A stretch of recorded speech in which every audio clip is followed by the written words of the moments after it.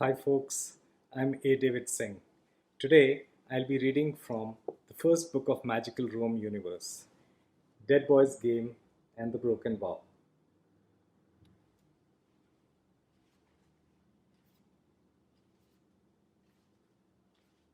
These are the fantasy maps in the beginning of the book.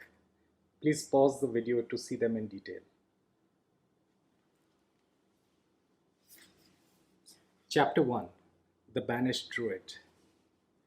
Excited that the hour of magic had come, Elias opened the door at the first knock. Hurry, his master called from inside the house, even before the nighttime visitor had entered. Shut the door. His voice sounded like a growl to the 11-year-old Elias. A rugged looking man came in, stealing a furtive look at the dark alley outside. Elias followed his gaze. It was the first watch of the night, and the alley was deserted. In the distance, he saw shapes of boats, some pulling into the Tiber's banks, others still on the river, arriving home in the darkness. Fishermen returning after the day's catch. Everyone was busy. Nobody would have seen the man come. Elias led him into the chamber where his master waited. The master was hanging satchels on a wall. The satchels were stuffed with a strange plant whose leaves rustled even though there was no breeze in the chamber. Dots of light danced around the plant, in tune with the movement of its leaves, forming a mysterious green halo. The man watched the plant with a look of mingled awe and fear. My wife sent me here, he said, clearing his throat. He held a small, squirming bundle in his muscular arms. Are you the one they call the Banished Druid? Shh! Don't speak that name, the master growled. You came alone? No one followed you here? No, no one. The druid heaved a visible sigh of relief. His overgrown, unkempt white hair waved softly, despite the stillness in the chamber. Make haste, he said, pointing to the bundle in the man's arms. Show me your boy. The man clutched the bundle tighter as if unwilling to part with it. Are you sure we are safe here? He said, his eyes wide with suspicion. Who is this boy? The druid waved a hand. Just a slave. Ignore him. Elias lowered his gaze, but he trembled with anticipation. Magic is about to begin. A rickety three-legged table was propped against the wall behind the banished druid. 3 pots sat on this table. A fire burned under the middle pot, while the other 2 emitted a strong aroma of pine leaves. An old vase in the corner had been emptied for the occasion, stuffed with straw and twigs that was set on fire. The smoke made the chamber hazy. A brazier in the other corner glowed dimly, casting the chamber in its soft light. Lazy spirals of green smoke swirled from it, gently mixing with the pine-laden air. Elias knew these were just for show. The real magic was yet to begin. It would take place inside a battered and bruised cauldron that he had dragged into the chamber earlier that day and scrubbed until his master had approved. It's as old as the master himself. According to the master's instructions, he had filled the cauldron with water till it reached just the correct height. The banished druid beckoned the visitor closer. Quickly now, give me your baby. The man hesitated for a moment, then leaned forward. Elias noticed the outline of a gladius under his tunic. Ah, a legionary. Legionaries were the soldiers in ancient Rome.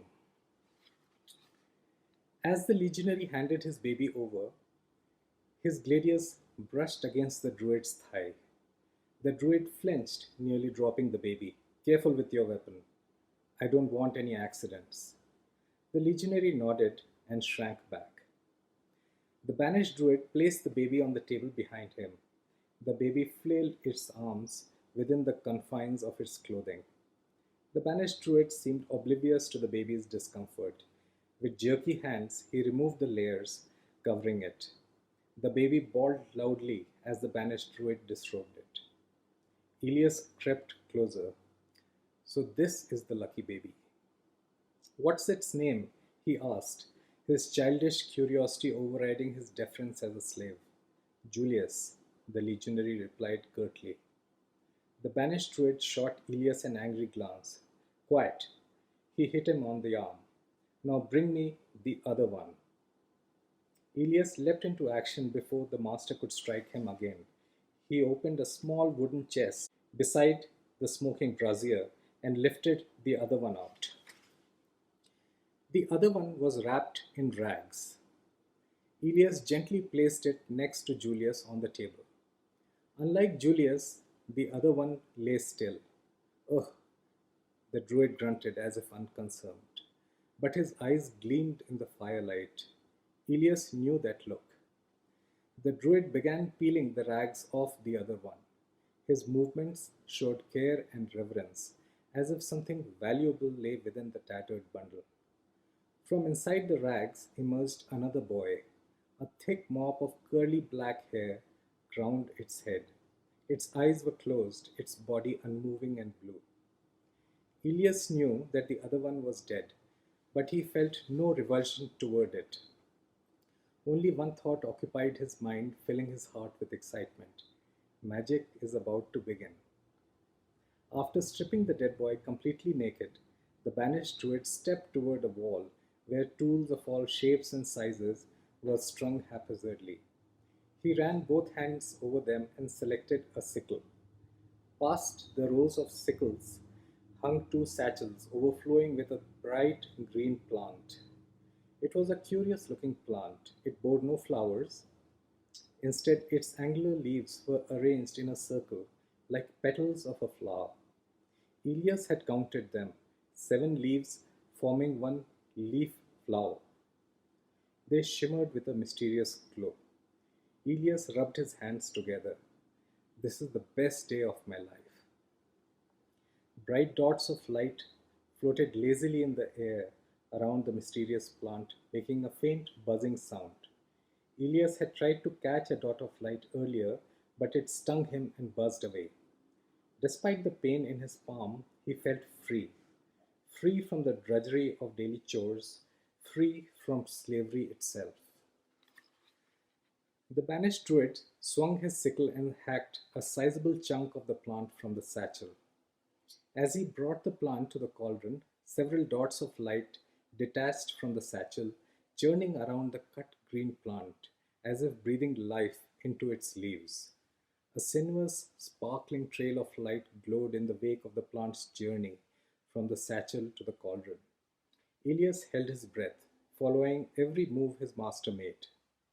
The banished druid gently crushed the leaves with his hands and sprinkled them into the water laden cauldron.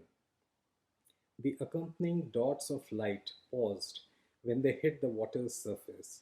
They swirled and danced as if reluctant to part from the leaves. Julius's father gaped at the happenings. Is this the plant you told my wife about? He said. That will, that will make my son noble and pure? So it is, the banished druid said without taking his eyes off the cauldron. This plant will pluck evil from your son's heart and transfer it to the dead boy. Elias became alert. This was his cue. Where did you find the plant, master? He asked innocently, as the druid had trained him to say. White silky hair danced atop the druid's head, charged with a life force of their own. A dark look flashed in his eyes. He emptied the last remnants of the plant into the cauldron with a flourish, clapping his hands. This plant, you asked? His voice was tinged with mystery. This is no ordinary plant. It belongs to no man, but to a statue. A magnificent statue, a dangerous statue, a magical statue. No one knows where it stands, no one but I. The legionary frowned. Surely you can tell me where the statue is. After all, its plant will remove evil from my son's heart. I have the right to know. The banished druid's hair stopped dancing. Instead, they jerked straight up, making him look taller, more menacing. His bushy mustache and long pointy beard bristled. He waved a warning finger at Julius's father. This secret is not for the likes of you, legionary. Only the worthy, mind you, only the truly worthy can stand in the presence of the magnificent statue. It has chosen me to reveal its secret, me, no one else. With furious movements, he churned the water in the cauldron, drowning the green leaves. As the leaves sank, the dots of light pierced the surface of the water and followed them. They darted underwater in fish like movements. The water in the cauldron started bubbling and sputtering, turning a brilliant green. A few moments more, the banished druid said. His hair had settled, no longer standing on their ends. I have put just the right amount of plant for your boy. Any more, and he will die. Any less, and evil will not be removed from his heart. Elias felt his body tingle with delight. Even though he hated being a slave, overworked and unable to play with other boys, moments like these compensated for his drudgery. Magical moments, as he called them. Someday, I'll find all of the master's secrets. That day's magic was the pinnacle of his master's achievement.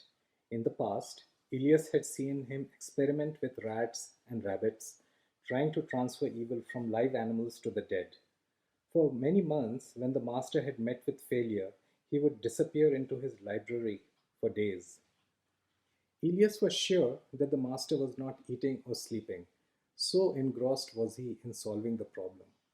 However, 2 weeks ago he had succeeded in transferring evil from a live baby goat to a dead one.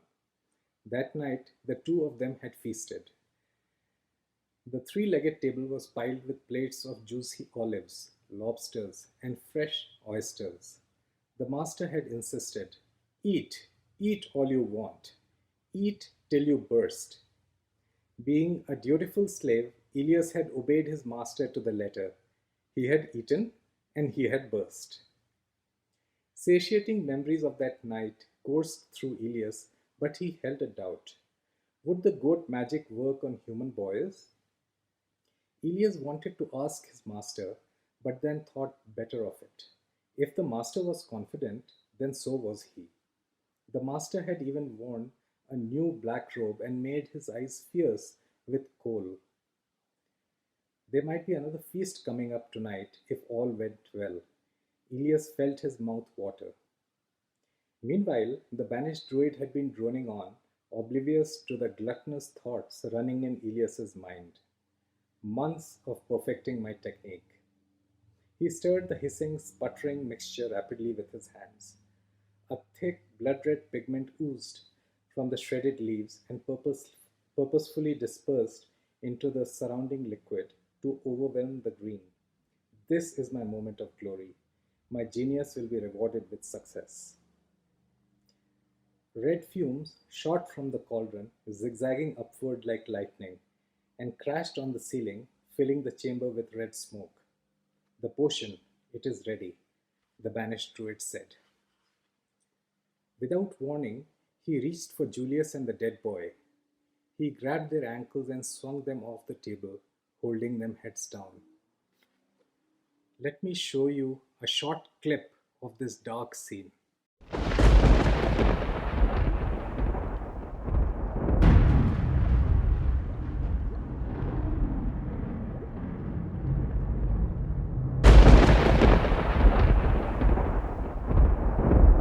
Julius let out a piercing wail and thrashed his limbs, while the dead boy hung silently. The legionary stood at a distance, every muscle tense. With measured movements, the druid dipped the boys into the cauldron. First, their eyes went under, then their noses, mouths, and chins disappeared under the red potion that bubbled and popped on receiving the boys in its embrace. Cauldron Twins. It felt like a fitting name for Julius and the dead boy, one unsuspecting, the other helpless. The druid slid the boys further into the potion till only their legs stayed outside. Julius's struggles waned. He hung as limp as the dead boy dangling beside him. His father's face was white, his fist tight around the grip of his gladius. And now we wait, the banished druid said, a content smiling lighting his face. Viscous red currents erupted from Julius and swam toward the dead boy under the surface of the potion. Red vapors shot out from Julius into the air, following the currents. Dots of light swirling underwater became lightning. They crashed against the walls of the cauldron, some bouncing within the potion, while others leaped out to fill the chamber with exploding beams of ragged light. The cauldron wobbled as a thunderclap boomed inside. The potion sputtered, and the cauldron twins swayed under the onslaught of forces that defied the understanding of ordinary men. Elias stood amazed, observing the majesty of magic. Transfer of evil, it has begun, the Banished Druid said, holding on to the ankles of the boys. He turned toward the legionary. See those red waves moving away from your Julius? That is evil leaving your son's heart and entering the dead boy. Julius's father peered into the cauldron. Elias leaned in too. The dead boy jerked suddenly, splashing the bubbling red potion. That, that thing, Julius's father said. Is it alive? It's a temporary phase, the Banished Druid said. It will pass. The corners of his mouth lifted in suppressed laughter. The master is enjoying himself. Elias remembered the same thing had happened with the dead goat. It had jerked and splashed, then came alive, while the master held it suspended upside down in the potion. Why isn't the master saying that the dead boy will come alive? The dead boy's movements became vigorous. Both arms appeared from under the potion, thrashing against the rim of the cauldron. Julius's father stiffened. What's happening? He is receiving evil from your son, the Banished Druid said without taking his eyes off the two boys. Julius's father leaned further into the cauldron. As he did so, the blade of his gladius slid over the rim and dipped into the bubbling potion. Elias gasped. He couldn't tell why, but he felt that the potion had drawn the gladius into its liquid lure. Something bad would surely happen if he did not intervene. He nudged Julius's father and pointed at the submerged gladius. The legionary started. With a swift movement, he slid the dripping gladius out of the cauldron and stepped back. It will be over soon, the Banished Druid said. Once the red current stops flowing between the boys, the transfer of evil will be complete. He held the two boys steady as the booms and flashes in the cauldron did their best to spit them out. Julius's father pointed to the dead boy. What will you do with that? Let it drown in the cauldron, the Banished Druid said, his face tense. It cannot be allowed to live. Its heart contains only malice, not a sliver of goodness left. Jupiter alone knows what havoc it would wreak upon Rome if it were allowed to live. You'll kill a small boy? The legionary persisted. The dead cannot be killed, the druid said, as the dead boy struggled even harder, lifting its body out of the potion. The Banished Druid turned toward Elias. Bring a fresh set of clothes for Julius. Go on. Elias nodded, ready for the next part of the plan. The master had given him an important role to play. He would not let his master down. Elias darted into the adjoining chamber, his chest swelling with pride. He stopped at the far end and crouched beneath a rotting table. Running his fingers along the wooden floor, he identified two small, triangular notches. He dug the tips of his fingers in the notches and pulled upward. The first time when his master had shown him this trick, Elias was thrilled. It's a trapdoor. See how it opens? Watch carefully, slave, his master had said. No one must know my secret, only you and I. You can keep a secret, can't you? Elias had nodded vigorously. He liked secrets and felt important on becoming the keeper of the master's secret. The trapdoor buzzed, lifting ever so slowly. A tiny gap cracked open, followed by a deep, yawning blackness. He slid his hand under the edge of the trapdoor and pulled, revealing a flight of stairs. Taking a deep breath, Elias descended the steps. Darkness grew around him, but he was not afraid. The master had made him practice many times. Elias walked down the crudely hewn wooden steps and entered his master's library. The banished druid had dug the library himself. Beginning as a large hole in the ground, over the years it had grown to the size of a chamber. He used it to store his large collections of scrolls and tablets filled with mysteries and magic. Elias was forbidden to touch his master's scrolls. It hardly mattered, as he could not read. He got his thrills on seeing what the master did with plants and animals, and colors, light, and smoke. Elias made his way between the rows of wooden shelves bursting with scrolls. Beyond the shelves, he found the contraption the master had designed. The contraption was a strong rope arranged in a system of pulleys cleverly concealed under woodwork and masonry. It led to the floor above, all the way to the entrance door, where it ran hugging the edge and went out through a hole in the lintel. Once outside, the rope traveled a short distance along the mud colored wall, held in place by hooks and ended tied to an ornamental boat. The metal boat rested on a wooden plaque painted with crashing waves. The boat was not a part of the plaque but had been camouflaged into the design for the master's ruse. Elias pulled the rope, just how the master had made him practice, and released. Immediately, he heard a thump. The boat had struck the plaque. This is fun. 3 times more he tugged on the rope. 3 loud thumps rattled the plaque above. Silence fell in the chamber above. Anxious moments later, he heard Anxious moments later, he heard the muffled voice of his master. It's them, the Latrons. They have found me. Who? How did they? They are breaking down the door. Quick, you must run. The master's plan is working well. Elias beamed with satisfaction. I am a good slave. But is it done? Has evil been removed? Julius's father said, his voice shaking. Is my son noble and pure? Didn't you see evil leave your son and enter the dead boy? Hurry, for Jupiter's sake. Elias didn't know why the master wanted the legionary to leave with baby Julius in such a hurry, but the comedy and confusion delighted him. He pulled on the rope twice more, harder than ever, knowing the effect it was having on the drama above. Hurried footfalls rushed to another part of the house. In his mind's eye, Elias could see Julius's father climbing through one of the windows at the back of the house, and the master hastily handing Julius to him.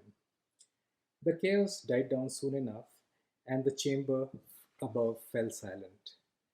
The master would soon be yelling for him to clean the cauldron. Elias climbed the stairs and emerged through the trapdoor. In the main chamber, the banished druid was cradling the dead boy in his arms. He had wrapped the boy in a clean sheet and was rocking him gently. And you are my masterpiece. The dead boy had a pink glow on his face with just a hint of the earlier blue. He made cooing noises and tugged the banished druid's ragged beard. Dead boy, alive, just like the dead goat. No wonder the master wanted to get rid of Julius and his father. Something caught his eyes. What's this? Elias exclaimed. He pointed to a strange mark on the boy's forearm. The mark was a brilliant ring of gold with 7 radiating arms. The 7 arms glowed red gold on the dainty skin. The banished druid's eyes shone with pride as he held the dead boy close to his chest. That is the mark of the magnificent statue. So the strange plant and the dots of light belong to the magnificent statue? The master nodded happily while the dead boy played with his beard. Ah, the master used the magnificent statue's plant to make the dead boy come alive. It all made sense to Elias.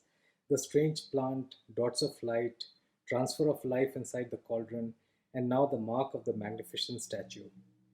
Let's give the dead boy a name, master, he said. As if in response, The dead boy tugged hard on the banished druid's beard. Elias smiled. A loud thump on the door made him jump. The banished druid grunted. Who's pulling on the rope now? Bring him here. Elias sprinted, rushed through the trapdoor, and descended into an eerie silence. The rope contraption lay still. No one was in the library. Two more thumps banged on the door above, louder than the ones Elias had produced. Moments later, hinges creaked and the door crashed to the floor. Footsteps filled the chamber above, many of them. Elias froze. Who are these men? Fear squeezed his heart. Are you ready to change your name once more? A vicious voice demanded. He must be their leader. Change my name? The master's voice trembled. The Gauls banished you once. Now we Romans banish you again, forever. Today we change your name to the twice banished druid. How about that, old fool? There was raucous laughter. What's this? The same rough voice said. A boy? Give him to me. He's not for you, the master cried. This boy is special. Special, you say? Sounds of scuffling filled the chamber. The dead boy wailed. Don't harm the boy, I beg you, the master said. You don't understand. The hour of punishment has come, twice banished druid. It was the same voice. You were told to stop magic, but you didn't. Elias stayed rooted to his spot. A vigorous churn of air came from the chamber above. Elias felt a sudden surge of hope. Is the master doing magic? Will he escape? Then he heard a dull thud. More thuds followed. The dead boy howled loudly, adding to the sounds of violence. Hot liquid dripped on Elias's face. A retching sensation grabbed his throat. My master, he is dead. Tears streamed down his face, mixing with the master's blood. The thuds had stopped. The dead boy was still bawling. My wife will love this boy, the leader growled, though now there was a gentleness in his voice. I have rescued him from the twice banished druid. His comrades laughed again. Murderers. What shall we do with the twice banished druid? One of the men asked. Throw his body from the Tarpeian rock, just like the old days. The senator will love that touch. Footfalls left the chamber above. The murderers took his master's body away, a dragging sound that Elias knew would stay etched in his memory for years to come. Then there was silence, broken only by the sound of blood splattering on the ground. Images of his master getting clubbed by the latrons flashed in Elias's mind. He shut his eyes, but the horrific sounds and visions became even more vivid. Even though death and violence were commonplace in Rome, the murder of his own master unsettled Elias. My master did magic. My master died. Elias had so loved magic, even pined for it, and now magic had betrayed his master. Magic is death, Elias whispered. Shaken to his core, his face wet with blood and tears, he slumped to the floor beside the expanding pool of his master's blood. Squeezing his eyes tight, 11-year-old Elias mumbled over and over to himself. Magic is evil, magic is death. Magic is evil, magic is. And that's the end of chapter 1 of Dead Boy's Game and the Broken Vow. The second chapter begins 37 years later, when Elias, Julius, and the dead boy are all grown up. Unknown to one another, they are leading humdrum lives. But all that changes when the magical powers that had been unleashed by the banished druid come calling, and a deadly game begins in magical Rome. Thank you for joining me today.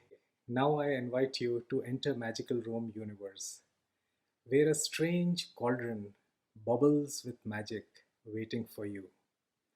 Please visit magicalrome.com. On this website, take the fun quiz and find out which magical room character you are like. And of course, check out the book. See you inside.